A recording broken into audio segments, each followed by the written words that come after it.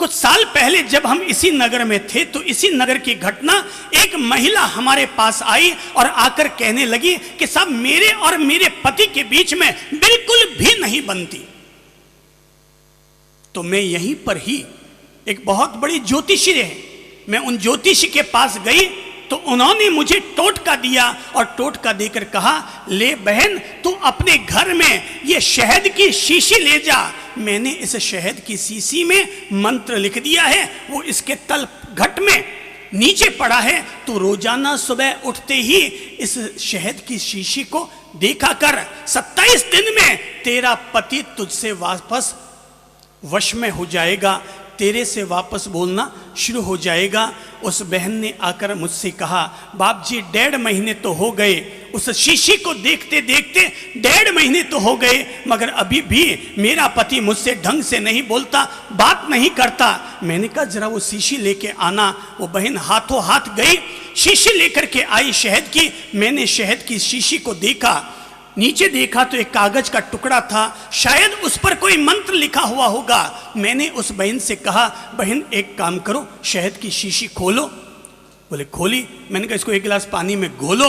बोले घोल दिया। मैंने कहा अब उठा के इसे पी जाओ। बोले मतलब उन्होंने तो कहा था देखना है और आप कहते हैं पीना है। मैंने कहा बहन शहद देखने की चीज नहीं होती है, शहद पियोगे तो विटामिन मिलेगा, इसे तुम पी जाओ। और उस बहन ने वो शहद सारा का सारा शीशी भरा हुआ शहद उसने पी लिया। मैंने कहा बहन अब एक काम करो। बोले क्या? मैंने कहा कि अब घर जाओ और घर जाकर के अब आज से शहद की शीशी देखना बंद करो और खुद को ही अपने आप को शहद की शीशी बना डालो।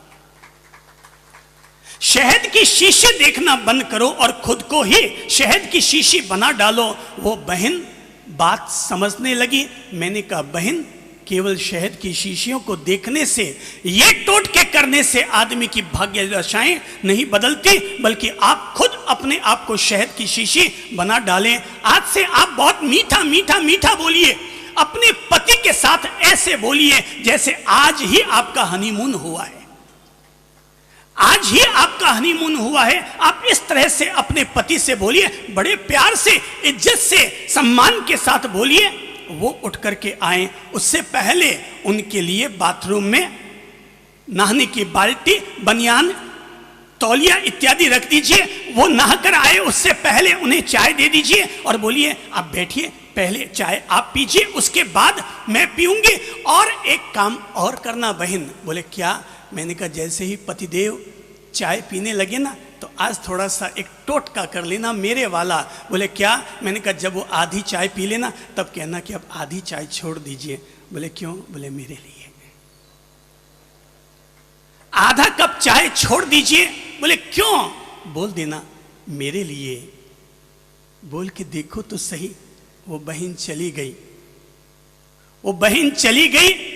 उसने अपने पति को जब चाय बनाकर दी, पति ने चाय पी और जब आधी चुस्की बाकी रही तभी पत्नी ने कहा थोड़ा एक अनुरोध करूं। बोले क्या?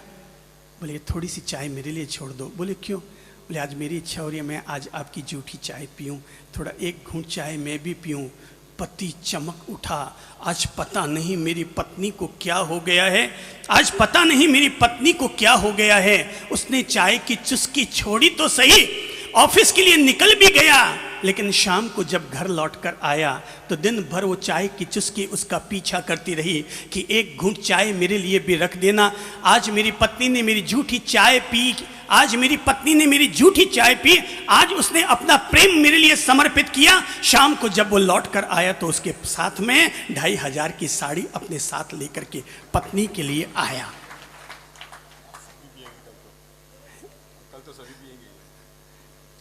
साड़ी अपने साथ लेकर के आया और 5 दिन 6 दिन के बाद वो पति पत्नी दोनों एक साथ हमारे पास आए थे प्रणाम करने के लिए, यहाँ पर हमारा सत्संग सुनने के लिए।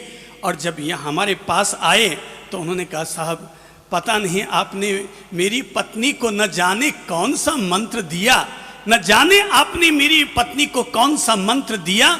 मैं रोज देखता था ये बेटी रोजाना शहद की शीशी देखती है, मैं सोचता था जरूर ये मुझ पर कोई ना कोई टोना टोटका कर रही है तो मैं पहले से ही इस पर खौफ खाया हुआ था।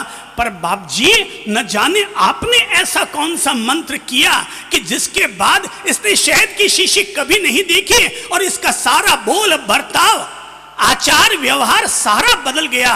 अब तो मुझे यह लगता है जैसे कल ही मेरी शादी हुई है। ये भगवान का मुझे बहुत बड़ा प्रसाद मिल चुका है। आपने कौन सा मंत्र दिया? मैंने कहा भाई, हमने तो केवल छोटा सा मंत्र दिया, और मंत्र था जब भी बोलो प्रेम से बोलो, मिठास से बोलो, मीठो मीठो बोल थारो कहीं लागे।